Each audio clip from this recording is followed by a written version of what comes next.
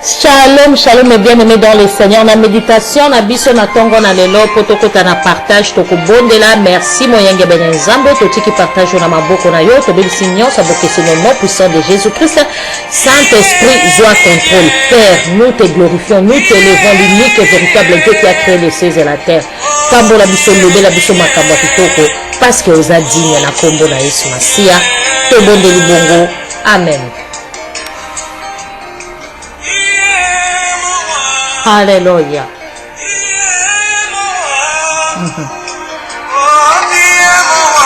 Alléluia. Nalobaka oza dinya. Nalobaka oza mon roi parce que Nzambe ozali mon roi. Oza digne. Oza digne d'être loué. Oza digne d'être élevé. Oza digne d'être exalté parce que ozali Nzambe. Il y a solo penza sans plus tarder. Nzambe alobaki totanga liloba na ye. Oya alobaki na Josué ke beaucoup na bon moyi oyo elongwana monoko na yo te o méditer yango nuit et jour pona kozala na succès yango wana pe biso tozali ka kokoba na Genèse chapitre 6 verset tokomaki na 5.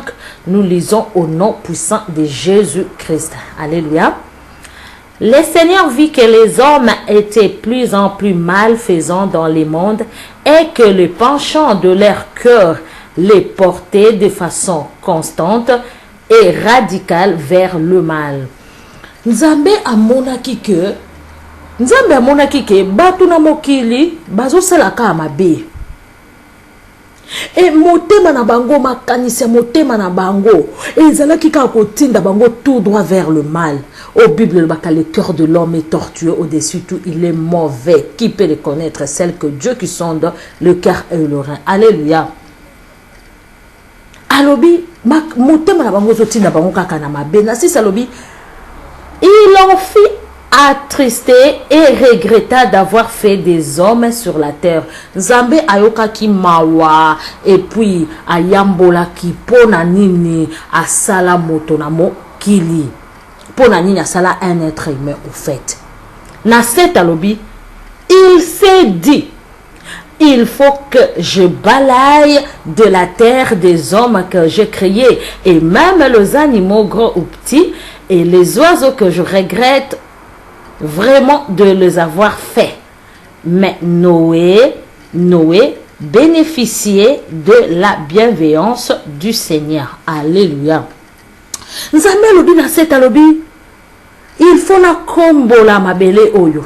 Na kombola na longola na mabele oyo muto nga na kelaki, na longola banyama, na longola bambisi, bandeke nyonso, na bale mokili na nga na kombola na longola tous les saletés. Oyo bato na mokili to bikela mona kelaki batiaki. Mezane loko moko. Nzambe apenisaka ba coupable te. Et Nzambe azwaka te ba innocent punir bango pona ba coupable. Alléluia. Azali Nzambe moko azali juste, azali sembo na maloba na ye. Ndeko nanga soki oza juste yeba ke récompense Nzambe koya. Soki ozo tambola na boyenge bene yeba ka ke récompense ya Nzambe koya. Akmona ki mutu moko abanai ko tambola na boyenge bene kombo na ye Noé. Malgré tout Noé wana banai ko mela mwa vino na ye. Malgré tout abandaki kobanga Nzambe. To mona kanini batu mususu bamela kutu masanga te. Batu mususu na lobi te ke masanga eza malamu. Mais batu mususu balobi to s'enivrer na 20 po ezali débauche mais to za rempli par le Saint-Esprit. Kolangwa eza mabe parce que batu na milangwa bakokota lola te. Mais eloko moko analingi na souligner. Tokomona batu mususu bazaka ba pasteur, ba évangéliste, bazana kobanga Nzambe, bazana komela masanga te, mais bobangi na Nzambe zate.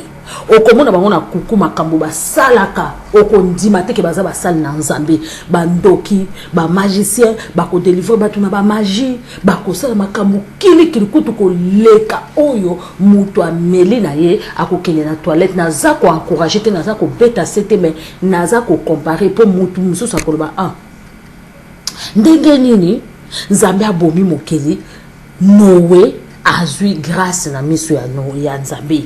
Ndeko nangeza ka Noé te na Bible. To mona pe mutu moko boya zaki ne kaka mutu malamu. Azaki so bibembe kut ekufi abane ko lokota ko kunda yango.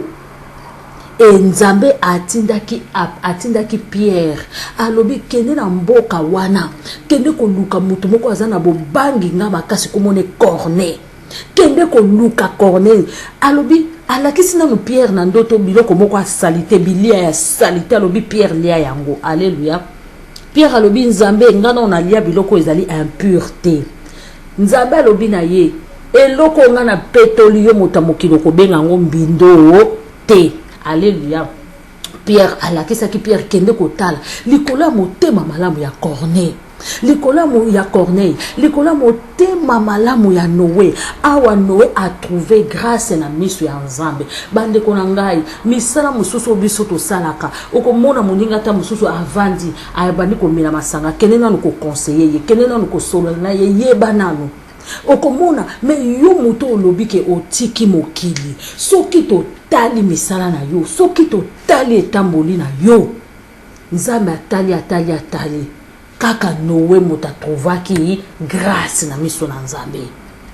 Noé kaka muta trovaki grâce na miso na Nzambe. Nzambe alingia boma mokili. Nzambe ava boma mokili to asala mabe atala quand même na ndako na yo. Soki juste moko azawana Nzambe asala mabe te. Yango balobi si tu crois, tu seras sauvé toi et ta famille. Alléluia.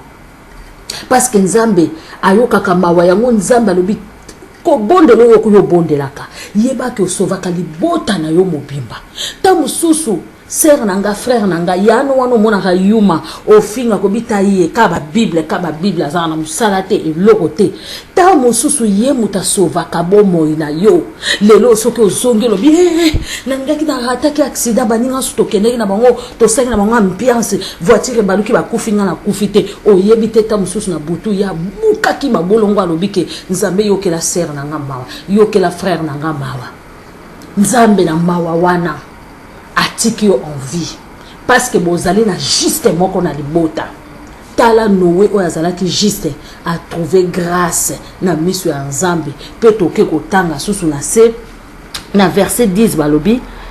Voici l'histoire de Noé qui était père de 3 fils, Shem, Cham et Japheth.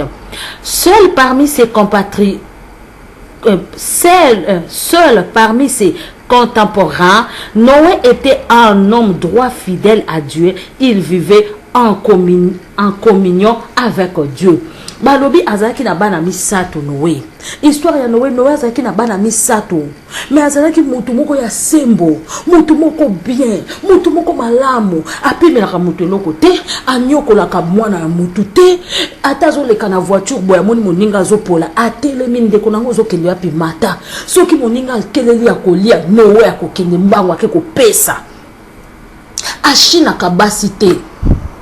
Akina ko profiter na basi ya batute a profiter na mibali ya batute a travailler kana motoki na ye aller sakali bota na ye un homme respectueux comment on dit un homme respectueux il se respecte mes bien-aimés un homme qui sait bien prendre soin de sa famille le matin il part au travail malgré tout il prend d'alcool parce que tozana batu mingi basala kaba papa mingi tout le monde a capé, n'a comparé, tout le monde a papa, azomé l'alcool bien sûr, mais il y a l'inga kotane na kacha mulangiwa na l'alcool. Ako bimake na nganda, abandi ko vanda banda tongo, abomi mwasi na bana nanzala, ake kuna ligi pe kakabeko boku na makamnyoso kuna. Bande konanga toke ne pe na ba pays mususu, tozo mona pe mindele. Bango pe kutu batu balinga penda ba 20 wana ko mela makamnyoso. Mais tout le monde ba sala obiso to sala kate, okomona mutakula mukana tongo ako kende musala. Akola mukana tongo akepe ko sambela. Soki to moni ba exemple ba Bible za ba exemple. Parce que soki to moni Noé awa, pour ani ka ba komaki te ba bomba kote wana Noé azaki momeli 20. Pour ani ba bombi angote, ba bombi angote ba niko lakisa que et loko nyoso mokili oyo ekoki ko dominer te yango Yesu mase alobaki et loko yoso bazoteka na wenje tokoyi kolia apôtre Paul alobi oyo ekotaka na monoko esuaka te mais oyo ebimaka esuaka biso mais apôtre Paul alobi nyoso ezaka kaka utile te eza yango mateya mususu tona ko teya te ba omona ba pasteur mususu wa malamu bateka ba mateya bo église te po batu mususu ba kozongo lokolo occasion de shit na bango ba commenter que to mela na biso non. Bible pe il est écrit, il est aussi écrit. Bible pe comme appelle Saint-Esprit c'est pelarana masangate. Alléluia. Awaka tozo sa ouverture na batu mususu oyo balinga ko bomba na simeloko. O maladi nanga wana na belaka. O likolo ya boye. O ngai pena na koka musala te po malili. E bongo baninga o bakenda musala na malili. Alléluia. Ezaka pona ko babandeko to luka d'excuse ebele te pona osala nzambe. To luka mutu na mutake na osala nzambe azaka na kana ye. Ba mususu wa pesi o témoignage alobi ngata na osala nzambe na neka omela cigarette. Mais na osala ka nzambe ezaki na mukolo moko nzambe longola inga na likambo. Alléluia. Bandeko na ngai pe oyo bayebi déjà nzambe botika pe ko tuka bato. Tom so ba regard na bino mutu esala pe mutu musu azomela la cigarette ne akomo banga opusa peme na nzambe. Et pourtant Bible bi venez tel que vous êtes. Ngai nde nzambe na konongola bino makambo wana. Yo kene kote ya mutu kosa no ba préjugé te. Banana no kote ya ye ban aya banana Yesu Masia comme Seigneur et Sauveur. Bilo comme musu na kata nzoto na ye ekokende yango moko. Yo kolisaka kondima na ye. Ye muta ngazo pusana. Foi yaka. Chaque jour to cultivaka foi. Kolona. Apo bani ko buka ba fruit ya Saint-Esprit. Alléluia. Tant bazo benga ba Saint-Esprit za fruit parce que fruit ba lona kango. Il faut na no lona Yesu Masia na motema ya moto. Il faut na no lona Yesu Masia na caractère ya moto. Nde moto tanga banda ko buka ba fruit ya Saint-Esprit akomi mona moto asika pa ba patience ye moto azarabi loba fungola munoko nete akomi ko mona ke akomi na discrétion pe akomi na maîtrise ya Saint-Esprit to mona ba sœur à Christ na ba frère Christ mususu mona ye l'église abandi ko tuntuka soka ba komi ko teya abandi ko tuntuka mais malembe ko mona akoyeba ke Bible lobby esprit à prophète eza soumis osomona yo moko koyeba ke na ko diriger yango ndenge nini okoyeba ke a message yo yene ba ko kangango na yeba koyeba ko discerner yango avant na pesa message parce que mais tant yo moko comprendre que même les prophéties cesseront okoyeba ke liloba nzambe nde mutezui ezwa place na bombo na moto. Alléluia. Pour diable pas qu'on peut sa prophétie. Yango nzambe alobi toza na maîtrise. Apesi biso Saint-Esprit. Apesi biso Saint-Esprit malobi esprit saint to kokipe ko maîtriser yango na bomo na biso to kokipe ko yeba ko gérer yango au 100% toza la agiter makasi. Alléluia. Na 11 balobi mais aux yeux de Dieu l'humanité était pourrie. Partout n'était que violence. Quand il regardait la terre, il constatait que tout le monde s'y était dévoyé. Il dit alors à Noé, j'ai décidé d'en finir avec tous les humains. Par leur faute, le monde est en effet rempli de violence. Je veux les supprimer de la terre. Construis-toi une arche, une sorte de grand bateau en bois et en cypre. Tu aménageras en nombre compatriment et tu l'enduiras des poids à l'intérieur et à l'extérieur. Voici comment tu la feras. Elle devra avoir 50 mètres de long, 25 de large et 15 de haut. La munira d'un toit et tu laisseras l'espace d'un avant-bras entre le toit et le haut de côté. Sur un côté, tu ménageras une porte. Enfin, tu disposeras l'arche en 3 étages. Quant à moi, je vais provoquer une grande inondation pour anéantir tout ce qui vit, tout ce qui se trouve de la terre expirera. Mais je prendrai l'engagement de t'épargner. Tu vas entrer dans l'arche avec ta femme, tes fils, tes belles-filles. Tu devras y faire entrer aussi un couple de chaque espèce vivante, un mâle et une femelle pour les conserver en vie avec toi. Un couple de chaque espèce animale, oiseau, grand ou petit, animaux, arrivera auprès de toi pour avoir la vie sauve. Procure-toi donc toutes sortes de vivres frais, faisant des provisions pour que vous ayez de quoi manger. et toi, c'est que Noé, il exécuta tout ce que le Seigneur lui avait ordonné. Noé a trouvé grâce na miso ya Nzambe. Noé a trouvé grâce na miso ya Nzambe likolo ya bolamu na ye. Ndeko nanga yo mutozaka motema mabe, banda deja kotondisa motema no na bolamu. Ndeko nanga yo muto nyokolaka bana ya mbanda, yo muto nyokolaka mobali na yo, yo muto nyokolaka mwasi na yo, yo muto okendaka ko visiter batute so bakufeli, okendaka ba fete ya batute, okendaka ba matanga ya batute, yo doko kabaka te, yo pesaka te, otindaka te, osalaka eloko moko malamu te. Ndeko nanga banda ko sala malamu. Na yebiso eloko moko malamu efutaka. Tala Noé.